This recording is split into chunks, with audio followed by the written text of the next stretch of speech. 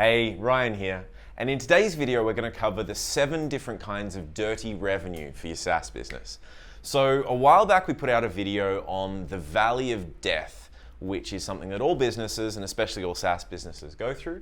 And a few people hit me up after that video and said, hey, so what else can I do to get through the valley of death a little bit faster? So that's why we're covering dirty revenue in today's video.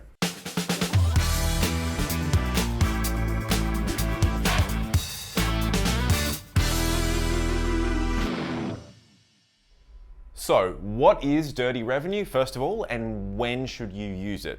So a really simple way to think about dirty revenue is if you imagine your core subscription revenue as being the clean or the pure type of revenue, well, dirty revenue is any other revenue stream that contributes money but is not subscription based. Now, the time that you would use dirty revenue is mostly at the beginning, when you're trying to get through that valley of death and you need to get some cash quickly. Most of these aren't as scalable as your subscription revenue. Like, the great advantage of a SaaS business is that there's a lot of upfront cost, but then you earn money consistently and repeatedly over time. All of these dirty revenue streams, you tend to front load the revenue, but there is not as much of a long-term payoff. So if you can combine your subscription plus some dirty revenue, you kind of take a lot of the risk out of your SaaS business, but you still, that gives you enough money to get to that break-even point, and then you're through the valley of death and you're fine. So let's jump in. The very first dirty revenue stream that we're going to cover are courses and info products. By extension, any sort of digital good that is kind of educational in nature. So the ideal time to sell a course or an info product, if you think about it in relation to your product cycle, you want to sell it before they start using your software tool. Now, there's a couple of reasons for that. So the first reason is because it helps with onboarding. What you're effectively doing is you are teaching customers how to use your product, or teaching them how to solve a problem, but it also helps them naturally kind of discover that they can solve that problem by using your software tool a little bit more easily. So by doing that, by educating them first, you're helping them with onboarding, you're helping them get them up to speed so they can get value out of your software tool. And it also helps reduce churn as a result, because they're more likely to get value from your product quickly, so they're less likely to ditch it and try and switch to something else instead. The second reason why you'd want to sell a course or an info product before your main software subscription is because you can offset some of the customer acquisition costs this way. So let's say you've got a basic funnel, so you've got Facebook ad through to buying a course or an info product, and then some of the people who buy the course or info product end up signing up for your software tool. Now, by doing it that way, you're recovering some of the revenue some of the money that you spent on acquiring the SaaS customer in the first place. If you do it really well, you might even be able to run it at a profit. So you're generating a little bit more revenue from this and still getting your core, pure software subscription revenue. Now, a really good example of this done well is ClickFunnels. They were, probably still are, the fastest growing SaaS business in the world. And they're really, really well known for doing this. So they didn't raise any venture capital. What they did was they had a whole bunch of courses and info products and all this stuff around. So they would go from paid ads or content or videos to these courses and info products. And then off the back of that, they would lead you down the path of, hey, if you want to sell something with a funnel, best way to build that funnel is to use ClickFunnels software to build it all and manage it all. So it kind of naturally leads people to buying their product anyway, but by the time they buy the product, they've already spent money on the course, they're already educated, know how to use it, and they're less likely to churn. A really good example of this done badly, unfortunately, is where you give the course away for free. I've seen a lot of companies do that, and they think, well, this is great, like I want as many people as possible to be educated, I'll give the course away for free. Problem with that is people don't value free information quite as much as they value information they've paid for. So if you give your course away for free, they're not going to open it, they're not going to use it, they're not going to value it. So you lose those onboarding / retention benefits. But also, because you're giving it away for free, you're not getting the revenue that you would be able to get if you charged for it. So you don't get the benefits of offsetting your customer acquisition costs, which slows down your marketing because it means you can't spend as much to acquire a customer. So if you're going to sell a course or an info product, sell it before someone starts using your product, and make sure that you charge money for it as well. So the second form of dirty revenue that we want to talk about is services. Now, this is becoming more and more common. So Services really sit before someone starts using your product or while they're using your product. Now, there's a few different flavors of it. So for example, one service that you might want to offer alongside your SaaS tool is paid onboarding. So if someone needs to get a lot of data or a lot of information, they need to export it out of something else, clean it up, and then import it into your software solution in order to start using it, you might want to offer optional paid onboarding where they pay you a fee and you will take care of all of that for them. You might offer a done for you service where you'll do the whole damn thing for them using your software. And that makes a lot of sense if they're just, they don't have anyone in-house who's capable of running this function and they were planning on outsourcing it to an agency anyway. If they're going to outsource it to an agency, it might as well be yours. And then the third one that's pretty common is done with you, and that's where they need a lot of help to get set up, so they might need the onboarding, then they need you to get the software tool all configured to what they need, and then they might need a bit of help to train up their team to actually run that process going forward. There's a whole bunch of other services you might want to offer as well, but those are sort of the three main categories there. Now, a really good example of this is one of the StartupSauce community members. So Andy from Postaga. So Postaga is a cold email outreach tool. It started off specializing in link building. So if you're going to do cold email outreach to build backlinks to your website for SEO purposes, it's perfect for that. It's really good for that. If you're reaching out to journalists or press or PR or reaching out to partners, it works really well for that. They've expanded that tool recently, so you can also do it for sales outreach and any other kind of cold email outreach. But initially when they started it, one of the problems that they ran into is that a lot of people were using it, but they said, hey, we don't have anyone on our team who has sufficient SEO expertise to handle the link placement and everything that happens afterwards. So we want to build more backlinks and we want to use your tool to do it, but we just don't have anyone on our team who's capable of running that, and it doesn't make sense for us to hire someone in-house. So they started a service that they offered alongside Postaga using Postaga's tool to do the link building outreach. And that's always been a significant and important source of revenue for them.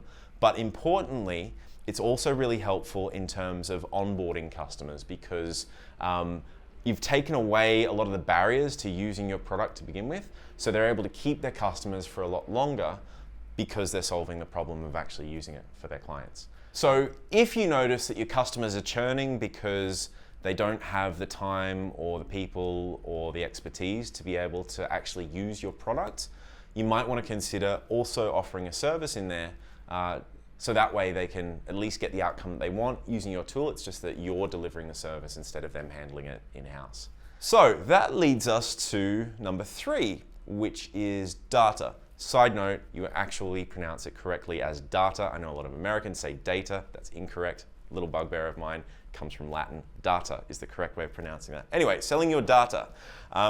So I'll give you a quick example because this kind of needs a bit of an example to explain it properly. So one of the guys, so Julian, who's a member of the StartupSauce community, he had a business called Test for Travel. This was back when all the COVID stuff was happening, and so it was basically a collection of all the testing clinics that you could go to get COVID tests and everything else, all the other travel tests that you need to be able to prove that you can travel to that country. Now, when he joined the community, he'd been approached by a few airlines who wanted to buy that information and display it to their customers. Now, those airlines weren't really interested in going to any of these clinics. Those airlines weren't interested in signing up for his subscription packages or anything like that. They just wanted to buy the data. Now, he was going to package it up in an API and sell it to them, but he didn't really know how to structure it. He didn't know how much to charge for it. And fortunately for him, there were a few other people in the community who kind of guided him through that process. They had a bit of experience with it. And I'm happy to say, as a result, he was able to double his MRR within about a month or two of joining the community because he handled those negotiations so much better because of what he learned in the community. But what that really kind of underlines is that if your business is collecting any sort of information, you've got any sort of proprietary information about the world that can't easily be accessed, maybe you've got a list of people, usually it's a list of names, email addresses, companies, phone numbers, LinkedIn profiles, whatever it is. Maybe you've got some information about like geographic stuff, where all these businesses are located, whatever it is. But if you're collecting some sort of information about all your customers and you're collating it and putting it all in one place, think about, is there anyone else in the world who would really like access to this information? And how can I package it up so they can buy it? Do they just export a list? Do they buy some credits and download it progressively? Do you have an API and can they buy access to it? Like how you structure that kind of depends a lot on your business. But the core thing here is to think about what information am I collecting and who else might be interested in accessing that information for a fee. Now that kind of sits outside of this whole thing because the people who are going to buy the data are not necessarily your customers. They're people who want to sell to your customers, or they're people who want to use the information from your customers to sell to somebody else. So it doesn't really sit before, during, or after. It sits outside of that whole thing as well. So the next dirty revenue stream that we're going to cover are events. Now, events really kind of come in two main categories, right? The first group are educational events. That's running masterclasses, that's running workshops, paid webinars, that kind of stuff, maybe online summits where you've got to buy tickets, all that sort of thing.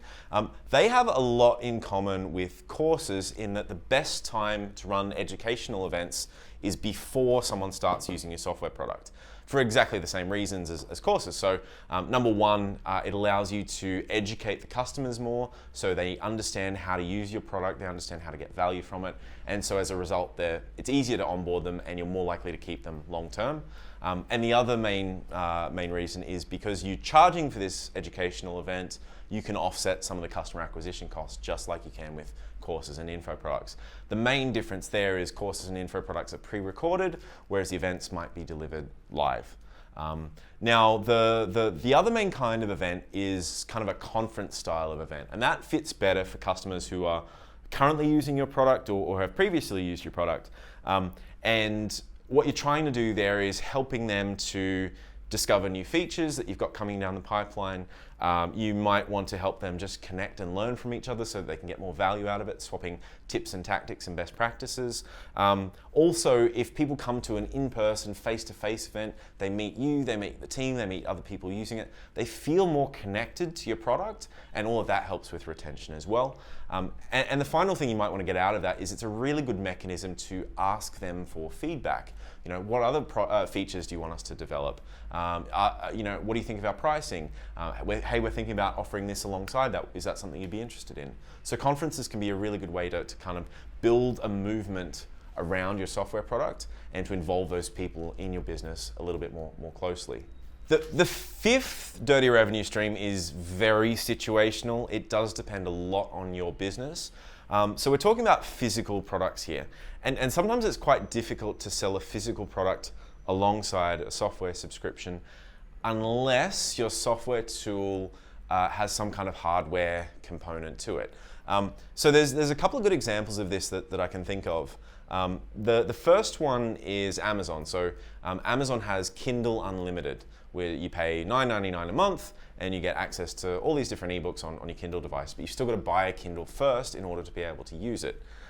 That's more of a B2C example of selling a physical product bundled with your software product or your software subscription.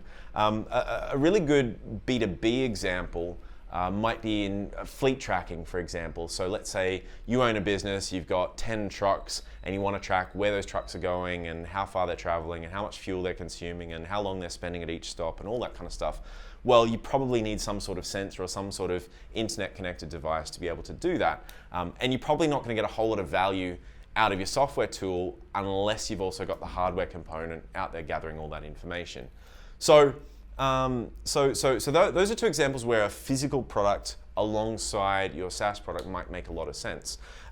In terms of the best place to put it, you kind of need to do it while they're using your software product. Like if you think about it, if you buy a Kindle but you don't have a Kindle Unlimited subscription or any books on there, you can't really use it or get any value out of it. And if you've got the Kindle Unlimited subscription, you can't really use it unless you've got a Kindle device on which to view it. Same deal with the fleet tracking stuff. If you've got 10 different sensors on all your trucks, but you've got no software platform to visualize it, it's not so helpful. And if you've got a software platform with no data in there, it's not going to be helpful either. So if you're going to sell physical products, and it does make sense for your business, and it won't for most SaaS businesses, but it will for some, the best time to sell a physical product is while they're using your software product. So the sixth form of dirty revenue that we're going to cover is really interesting. That is affiliate marketing. And what we're really talking about here is going out and finding other businesses that are selling complementary products or services that your audience would be really interested in. And so what you do is you promote their product or service to your audience, and you take a cut of the revenue that goes through. So anytime someone buys the product or service, you get a slice. Now, the really interesting thing about affiliates is that it makes the most sense while someone is using your software product or after they've started using your software product. If you try promoting affiliate products before you've got someone on board as a customer, like that just becomes a bit of a distraction. So it's not really appropriate there. You want to do it during or after. A really good example of this is a guy named Adam from SEO Jet. Now, he came and gave a workshop for the StartupSauce community a while back, and he was explaining how he built his business and what kind of helped him grow the most. And the thing that made the biggest difference to his business, so let me explain. SEO Jet is a tool that allows you to scan the internet and find opportunities to build backlinks. So other websites that are going to give you SEO value from building a backlink on their website to yours. Now, the problem that he kept on encountering is that people would go through, they'd find all these backlink opportunities, but they couldn't do anything with them because they didn't have the skills or the people in-house to be able to do the outreach, negotiate on link placement and all the other stuff that needs to happen. And so they'd find all these backlink opportunities, they couldn't do anything out of it, they got no value out of using this product, and then they churn. So what he did was he approached a link building agency and said, hey, listen, I've got all these people that are interested in building backlinks. I've identified all these link building opportunities. We just need someone to handle the execution and the outreach and handling the negotiation, the back and forth and all that kind of stuff. So what he did is he actually built into his product, whenever you saw one of these backlink opportunities pop up, there'd be a little button next to it saying, hey, do you want someone, buy this backlink? Or place this backlink, and it would take you through to the link building agency, and they would kind of handle the outreach and execution from there, and Adam would get a slice of that revenue, and that added up considerably. So that one change to his business massively improved his revenue situation and rocketed his business forward. So quick summary here is that if you think about who else would want to sell something to your audience that's complementary in nature, and approach them and just say, hey, listen, give me a slice of the revenue and I'll promote you to my audience. That can add up really well. And unlike all of these other dirty revenue streams, affiliates scale really well. And here we are, the lucky last. Number 7 on our list of dirty revenue streams is ads or sponsorships. Now this is kind of interesting. So this really should sit a bit outside of it, maybe like right at the beginning before someone's even really aware of you. You probably don't want to go sticking AdSense banners inside your app. That's a bit weird, and people are going to get distracted and leave your website. You don't want to do any of that stuff. This makes the most sense if you have, say, a podcast or a YouTube channel or some sort of content engine that serves as the top of funnel for your marketing funnel. So let's take the example of a podcast. Now, if you have a podcast that serves to educate and attract potential customers and turn them into leads, and then you can sell to them later on, it's quite normal for other people to want to access that audience and to pay you to sponsor your podcast. So the dirty revenue stream doesn't come from your product necessarily. It comes from the content engine that you're creating around your product. And so all that you need to do there is just think about, okay, who else would be interested in reaching my audience and would be willing to pay for access if I mention them as a sponsor on my podcast, on my YouTube channel, anywhere else that's kind of appropriate for that. What you'll often find is that there's a bit of overlap between them. Sometimes people will only want to work on a performance basis, in which case becoming an affiliate and promoting them on that basis probably makes more sense. But you might also find people that are just willing to give you some money to give them a bit of a shout out. And if you can do that, all of that is going to be really helpful, bringing them on board as a sponsor or letting them place an ad somewhere, maybe on your email newsletter that goes out, or any other content that you're creating and distributing to your audience. So there you have it. That's 7 different kinds of dirty revenue streams that you can use for your business. What I'd encourage you to do is not be really single-minded about just selling your subscription revenue if there are opportunities to bundle in some of these dirty revenue streams as well. It's really helpful, especially in the beginning when you just need to bring in a bit more cash to get through that valley of death like we spoke about. Anyway, I'm Ryan Wardell. I'll see you in the next video.